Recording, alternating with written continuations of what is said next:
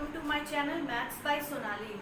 Previous lecture में हमने Cauchy Riemann equation देखा था, उसका complex form, Cartesian form, polar form और फिर हार्मोनिक फंक्शन और उस पर कुछ क्वेश्चंस लगाए थे। तो आज आपका टाइम वेस्ट न करते हुए सीधा हम चलते हैं एनालिटिक फंक्शन पे। ये बहुत ही इंपॉर्टेंट टॉपिक होता है क्योंकि आगे इसके बाद हम सिंगुलैरिटी वगैरह पढ़ेंगे तो वहाँ ये हमारा बहुत यूज़ होने वाला है। तो चलिए शुरू करते हैं। एनालिटिक फंक्शन क्या होता है? Let fz be a single valued function defined in a domain D, then fz is said to be analytic at a point z naught of D if it is differentiable not only at z naught but also in some neighborhood of z naught. fz कोई भी एक single valued function है, define in domain D में define हो रहा है, then fz is said to be analytic. fz तभी analytic होगा उस पॉइंट पे जब वो पॉइंट जो होगा वो केवल पॉइंट ही डिफरेंशिएबल नहीं बट उस पॉइंट के नेबरहुड में भी जो पॉइंट्स हैं वो डिफरेंशिएबल होंगे तभी। अब देखते हैं, जैसे ये हमारा कोई डोमेन है और इसमें ये कोई पॉइंट है, तो हम कब कहेंगे कि ये पॉइंट जो हमारा कब ये एनालिटिक फंक्शन होगा? तो ये पॉइंट यहाँ पे मान लीजिए कोई पॉइंट z नॉट है, ये तभी डिफरेंशिएबल होगा जब ये पॉइंट, इस पॉइंट पे तो डिफरेंशिएबल है लेकिन अगर इसके नेबरहुड के भी, इसके कुछ जो नेबरहुड है वो भी डिफरेंशिएबल होंगे, तभी हम कह सकते हैं कि ये फंक्शन हमारा क्या है, एनालिटिक फंक्शन है। अगर ऐसा नहीं होता है तो वो फंक्शन हमारा एनालिटिक नहीं है। मीन्स टू से अगर कोई पॉइंट को दिखाना है कि हमारा एनालिटिक फंक्शन तभी होगा जब वो पॉइंट हमारा डिफरेंशिएबल होगा और साथ ही उसके पास जो उसके नेबरहुड है, इनफाइनाइट नंबर ऑफ पॉइंट्स, उसके नेबरहुड में जो इनफाइनाइट नंबर ऑफ पॉइंट्स है वो सब भी अगर एनालिटिक होंगे तभी, डिफरेंशिएबल होंगे तभी वो हमारा एनालिटिक फंक्शन होंगे। फॉर एग्जांपल, अगर और एनालिटिक फंक्शन चेक करने के लिए हमारे पास होता है CR इक्वेशन, वही कोची रीमान इक्वेशन, क्योंकि डिफरेंशिएबल अगर फंक्शन होता है तभी वो CR इक्वेशन को सेटिस्फाई करता है। तो एनालिटिक फंक्शन है तो एक डिफरेंशिएबिलिटी, लेकिन यहाँ पे केवल उस पॉइंट पे डिफरेंशिएबिलिटी की बात नहीं करती है, उस पॉइंट पे तो फंक्शन डिफरेंशिएबल हो, साथ में उसके नेबरहुड पे भी डिफरेंशिएबल हो, तभी वो फंक्शन हमारा एनालिटिक फंक्शन कहलाता है। तो हम देख लेते हैं, fz is equal to cos x sin y plus iota sin x cos y, where u हमारा यहाँ क्या है, cos x sin y और v क्या है हमारा, sin x cos y. Now differentiate partially with respect to x, del u upon del x is equal to cos x minus sin x हो जाएगा इसका, sin y as it is, del v upon, यहाँ इधर कुछ करते चलते हैं, del v upon del x is equal to sin x cos y. Now del u upon del y is equal to, differentiate this with respect to y, cos x as it is, sin x का हमारा क्या हो जाएगा, cos y, sin y का cos y हो जाएगा। इधर del v upon del y is equal to sin x as it is, cos x क्या हो जाएगा, माइनस sin y। ठीक है, तो हम देखते हैं कि क्या ये CR इक्वेशन को सेटिस्फाई करता है कि नहीं। हमारा CR इक्वेशन क्या होता है, एक बार फिर से देख लेते हैं।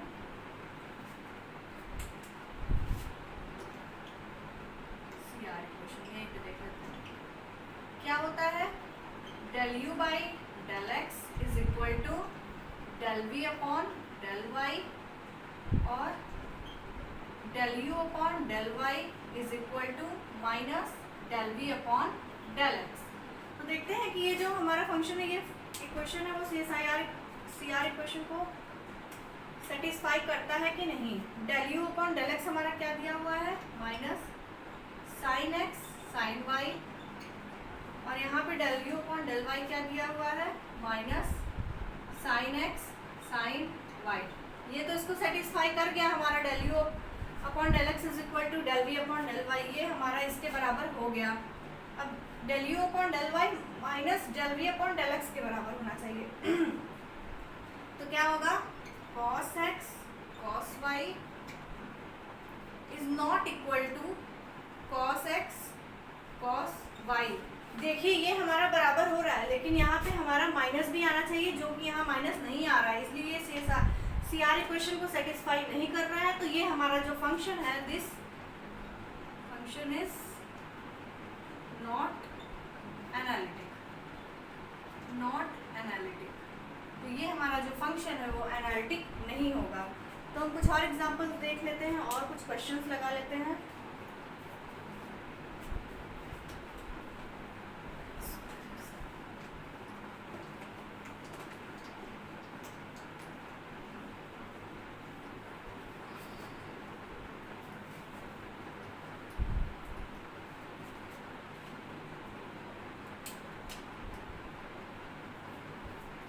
फंक्शन ले लेते हैं हम, क्वेश्चन है यहाँ पे given F Z is equal to Z bar. ये चेक करना है कि ये फंक्शन जो है हमारा एनालिटिक होगा कि नहीं।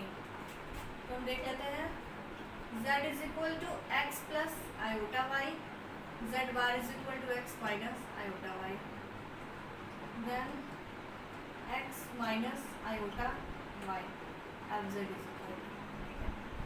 नाउ हियर u हमारा x है, v क्या है, y है, माइनस वाई।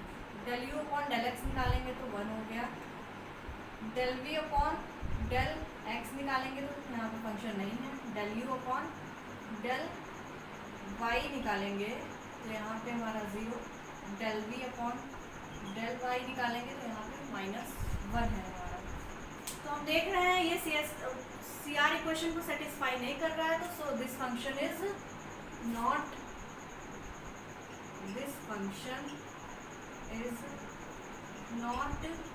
एनालिटिक। और हम जानते हैं एनालिटिक फंक्शन को हम और क्या कहते हैं, एनालिटिक फंक्शन को हम होलोमॉर्फिक फंक्शन भी कहते हैं और रेगुलर फंक्शन भी कहते हैं। और एवरी पॉलिनोमियल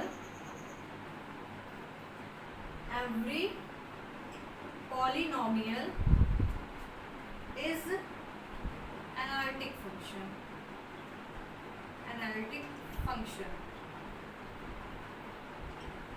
ठीक है, आपको समझ में आ गया होगा। अब हम देखते हैं कि अगर हमारा कोई भी फंक्शन दिया है जिसमें हमारे रियल पार्ट दिया हो और हमसे उसका इमेजिनरी पार्ट अगर पूछता है तो हम उसको कैसे निकालेंगे। तो देखते हैं, इसको इरेज कर देते हैं।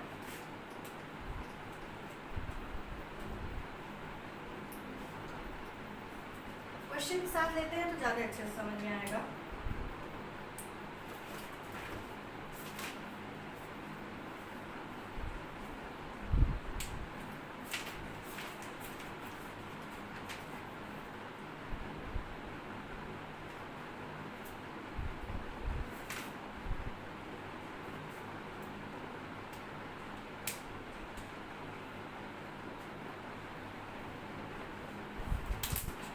क्वेश्चन लेते हैं।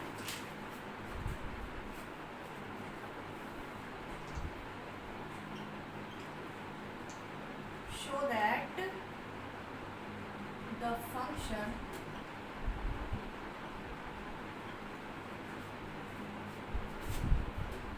ux y is equal to, यहाँ पे देखिए रियल पार्ट दिया हुआ है, क्या दिया हुआ है, e to the power x cos y is harmonic.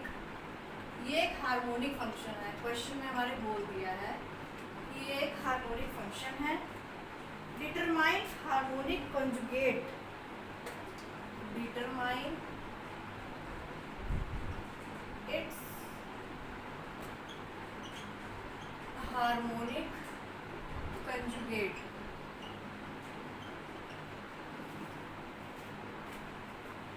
dxy and analytic function vxy like find करते हैं। चलिए देखते हैं क्या कह रहा है ये।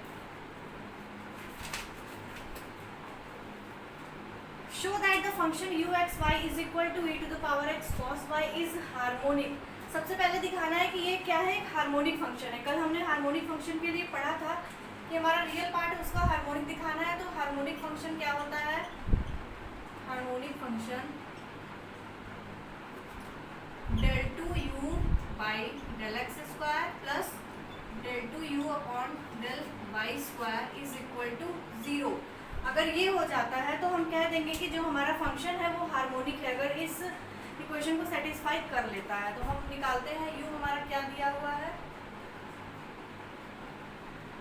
u हमारा e to the power x cos y, now del u by del x is equal to e to the power x हो जाएगा cos y, del u upon del y इसका निकालेंगे तो क्या हो जाएगा e to the power x cos का sin y minus sin y हो जाएगा। ठीक है, ये हो गया इसका del u upon del x, del u upon del y। अब यहाँ पे हमें इसका डबल डेरिवेटिव, पार्शियल डेरिवेटिव निकालना है, तो एक बार इसको और करना पड़ेगा पार्शियली डेरिवेट। तो इसका क्या हो जाएगा del 2u by del x square is equal to e to the power x cos y, क्योंकि e to the power x का e to the power x ही होगा।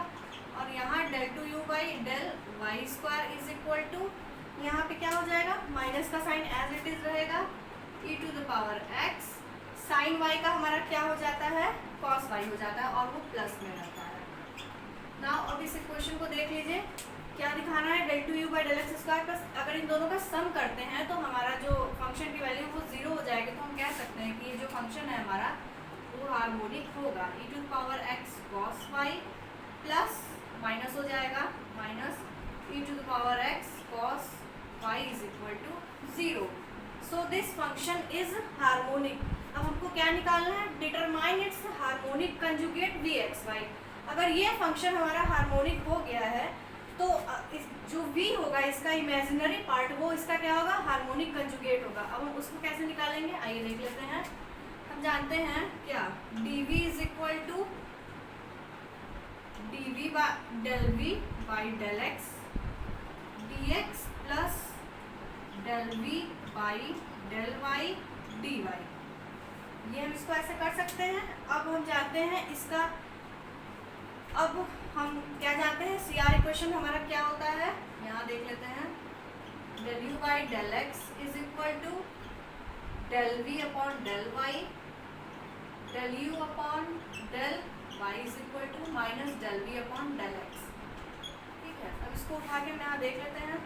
dv is equal to del v upon del x किसके बराबर है, del v upon del x जो है वो हमारा किसके बराबर है, del u upon del y के। ये माइनस यहाँ है तो उसको माइनस यहाँ ले आएंगे, minus del u upon del y dx plus del v upon del y किसके इक्वल है, del v upon del y किसके इक्वल है हमारा, del u upon del x के, del u upon del x dy। Now क्या करेंगे, अब हम यहाँ पे हमने यहाँ पे ऑलरेडी हम निकाल चुके हैं, तो बस उसको रख कर यहाँ पे फिर हम इसका इंटीग्रेशन कर देंगे। तो हमको इरेज करना होगा, देख लेते हैं यहीं पे। इसके बाद यहाँ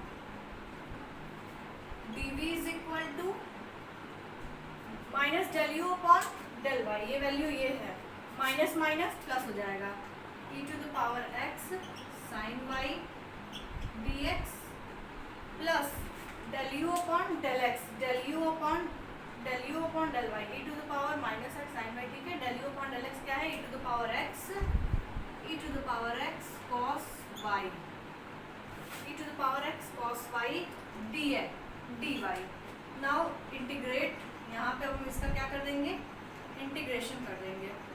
तो यहाँ पे क्या हो जाएगा, v is equal to dx है, यहाँ x के फंक्शन का इंटीग्रेशन होगा, e to the power x का इंटीग्रेशन करेंगे तो हमारा वही आएगा, e to the power x sin y plus अगर इसका इंटीग्रेशन करेंगे तो क्या होगा, e to the power x cos y। cos y का इंटीग्रेशन हमारा क्या होता है, पॉजिटिव में होता है साइन, तो ये क्या हो जाएगा, e to the power x sin y, और क्या हो गया, v is equal to 2e to the power x sin y। ठीक है, इस तरीके से हो गया, ये हमारी यहाँ से v की वैल्यू आ गई। तो इस तरीके से हम सॉल्व करेंगे। होप सो कि आज आपको ये क्लास अच्छा लगा होगा। अब कल हम करेंगे कैसे हम, अभी तो हमने इसका हार्मोनिक कंजुगेट, अगर u दिया हुआ है तो हमने v निकाल लिया, इसी तरह अगर v दिया होगा तो हम u निकाल लेंगे। यहाँ पे del u is equal to क्या हो जाएगा, del u by del x dx plus del u upon del y dy। इसी तरीके से हम यहाँ पे ये v का जो फंक्शन है उठा के रख के उसी तरीके से कर लेंगे, सेम टू सेम वही प्रोसेस है। और अब हम इसको अगर हमें एफ के फॉर्म में निकालना है तो पूरा हमें रियल और इमेजिनरी पार्ट, केवल एक पार्ट दिया होगा उससे रियल और इमेजिनरी दोनों पार्ट जनरेट कर देना है। मीन्स टू से हमें एफ लाना है, तो उसको हम कल नए मेथड से पढ़ेंगे। वो नया मेथड जो है हमारा मिलने थॉमसन मेथड, तो उसको हम कल डिस्कस करेंगे। Thank you. अगर आपको मेरा वीडियो पसंद आया हो तो do like, subscribe and share. Thank you.